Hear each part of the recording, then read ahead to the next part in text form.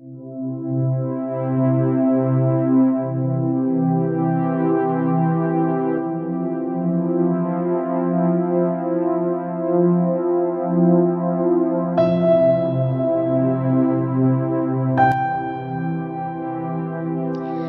ini, Agustus tahun 2021, aku melaksanakan KKN yang berlokasi di Desa Cupenagara, Kecamatan Cisalak, Kabupaten Subang. Ya, itu desaku sendiri. KKN tahun ini memanglah berbeda. Tak seperti KKN terdahulu yang dapat menciptakan kehangatan dan kebersamaan di antara sesama mahasiswa. Karena sedang dalam kondisi pandemi, mahasiswa angkatan 2018 tahun ini diharuskan melaksanakan KKN mandiri.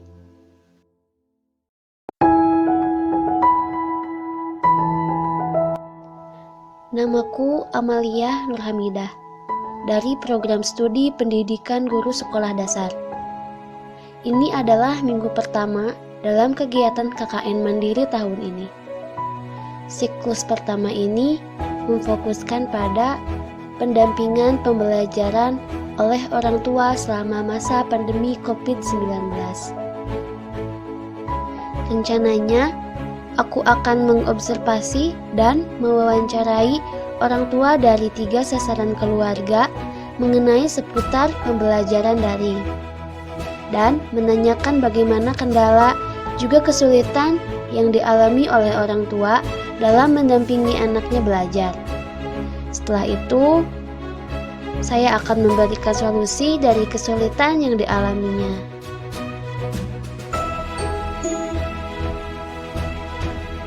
Dan di hari pertama, aku mendatangi 3 keluarga yang telah menjadi sasaran observasi dan wawancaraku. Yang pertama adalah Bapak Andi, yang memiliki anak kelas 2 SD bernama Arta. Bapak Andi bilang bahwa pembelajaran daring kurang efektif bila diterapkan di daerah kami ini, karena keterbatasan sinyal yang menjadi kendalanya. Karena hal tersebut, akhirnya anak mesti bersekolah bertatap muka dengan guru. Namun hanya sebentar saja, tak lebih dari 2 hingga 3 jam.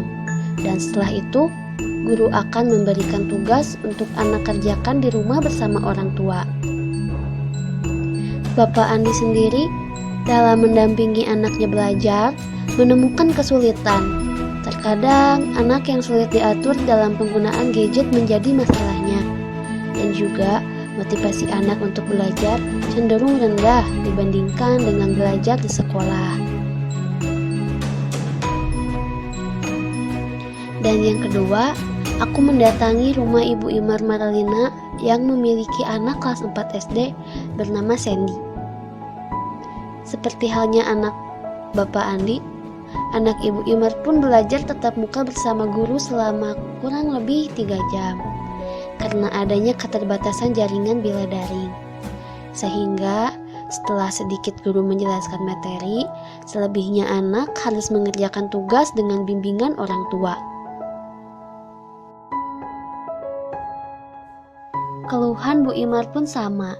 Terkadang anaknya sulit diatur dalam penggunaan gadget karena hanya asik bermain game atau film kartun di YouTube saja.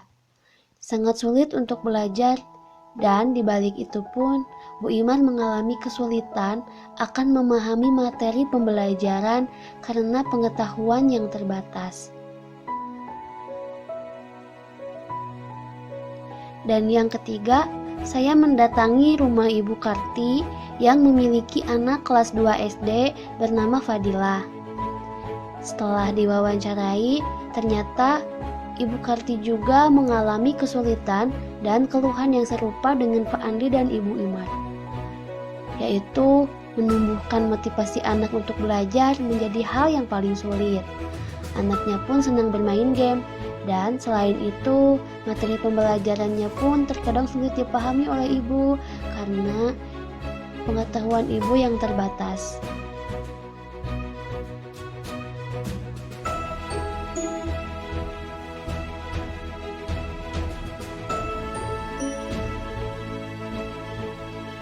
Maka dari itu, setelah saya melakukan observasi dan wawancara ini, keluhan dan kesulitan yang dialami oleh ketiga orang tua ialah: yang pertama, karena kurang memadainya sinyal sehingga anak masih tetap belajar luring atau bertatap muka.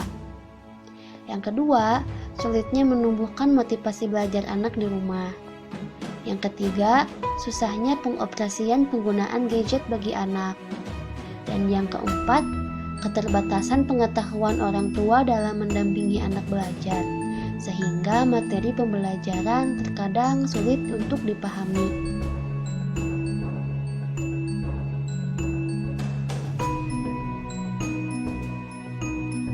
Untuk itu, saya memberikan solusi kepada para orang tua untuk mendampingi anak belajar, yaitu dengan menggunakan video pembelajaran yang dapat dengan mudah diunduh melalui YouTube dan juga tidak terlalu lama membutuhkan jaringan.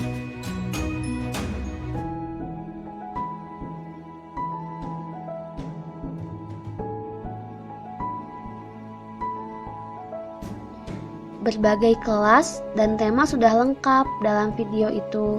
Dengan begitu, anak dapat belajar saat menggunakan gadget dan tidak terus-terusan bermain games.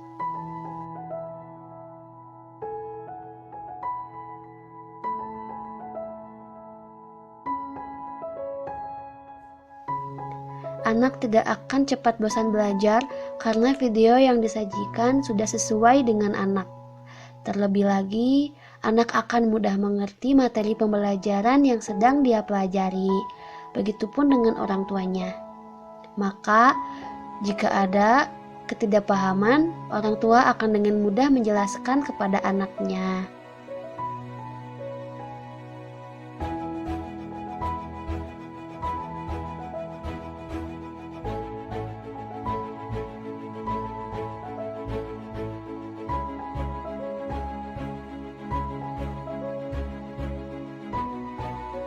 Penyebaran virus COVID-19 di Indonesia berdampak pada berbagai bidang, termasuk bidang pendidikan.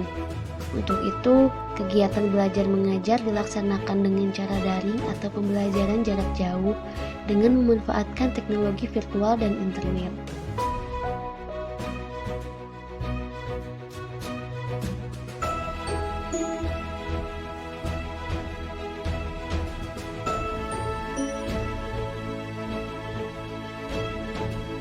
Dalam bentuk pembelajaran daring inilah, peran orang tua sangat penting dalam membimbing kegiatan belajar anak di rumah.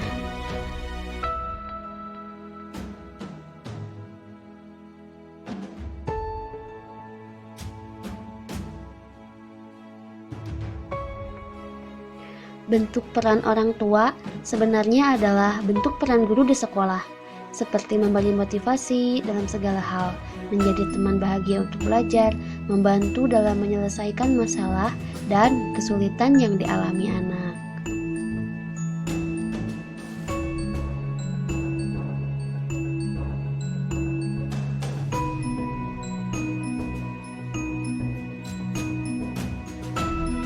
Kendala dan kesulitan dalam mendampingi anak akan selalu ada.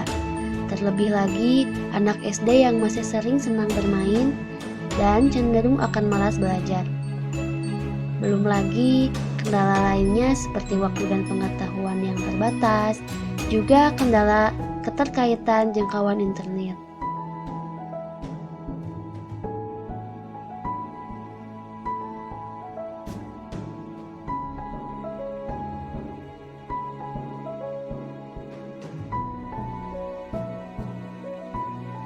Semua kendala itu perlu terus dievaluasi dan mencari solusi demi menunjang pembelajaran anak yang lebih baik.